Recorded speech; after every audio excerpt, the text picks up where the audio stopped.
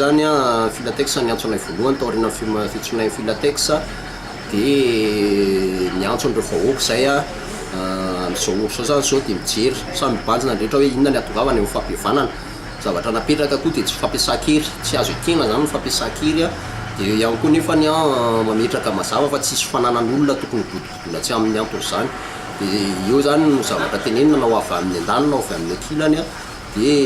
miverinao anatin'izany rehetrarehetra zany a fa mitanjona dia atonga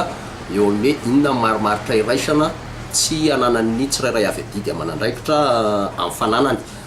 za mamerina fa na inona fananan'olona ka misoratra aminy tsy azon'ny filatex atao mipodao zany ary ninona fananan'ny filatex ka ara-dalàna nazahony azy tsy azon'olona atao mipodao zany fa naizanona tsy zany mijoro amin'ny marimaritra iraisana hoe inona zavatra jerena manoloana zay rehetrarehetra fa tsisy fananan'olona zany tokony atao anterisetra ary zay no apetraka foana tsy